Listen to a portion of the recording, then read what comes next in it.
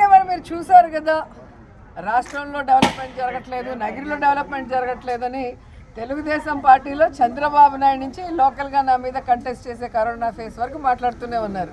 కానీ గతంలో చంద్రబాబు నాయుడు 14 సంవత్సరాల్లో చేయలేనివి ఈ 4.5 సంవత్సరాల్లో రాష్ట్రంలో జగన్మోహన్ రెడ్డి గారు నగిరిలో రోజమ్మ చేసిందని ఏ రోజైనా ప్రూవ్ చేయడానికి మేము రెడీగా ఉన్నాం. ఈరోజు ప్రతి పేపరు, ప్రతి టీవీ ఛానల్లో ఎవ్రీ డే ఏం డెవలప్మెంట్ జరుగుతుంది, ఏం వెల్ఫేర్ జరుగుతుందని చూస్తే వాళ్ళ కళ్ళకి కనిపిస్తుంది.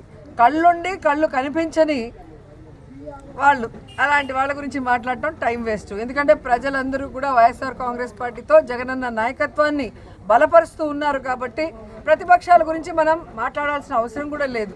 ఎందుకంటే ప్రతిపక్షాలే ఈరోజు ఒప్పుకున్నాయి, మాకు జగన్మోహన్ రెడ్డి గారిని ఎదిరించే దమ్ము లేదు, ధైర్యం లేదు, క్యాండిడేట్లు కూడా 175 ప్లేస్లో లేరని.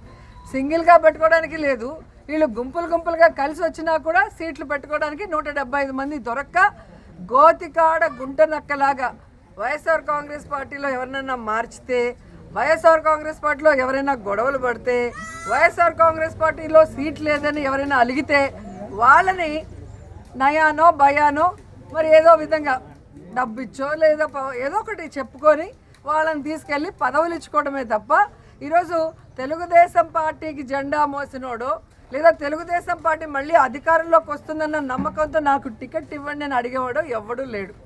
సో దీన్ని బట్టి అర్థమవుతుంది, అటు తెలుగుదేశం కానీ ఇటు జనసేన కానీ ఇప్పుడు కొత్తగా వచ్చిన కాంగ్రెస్, కొత్త లీడర్తో కొత్త కృష్ణుడితో వస్తున్న కాంగ్రెస్ అయినా వీళ్ళెవ్వరికీ కూడా జగన్ గారిని ఎదుర్కొనే దమ్ము లేదు, క్యాండిడేట్లు పెట్టే ధైర్యము లేదు.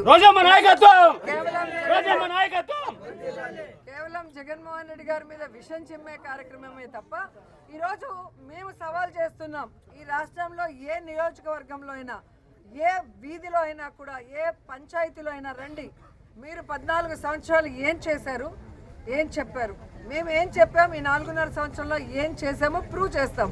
సో మీరు ఈ రోజుకి కూడా 14 సంవత్సరాలు నేను చెప్పాను 3 మేనిఫెస్టోలు, ఈ మేనిఫెస్టోలో ఉన్నవన్నీ నేను చేశాను, నాకు ఓటేయండి అని అడిగే దమ్ము ధైర్యం నీకు లేదు.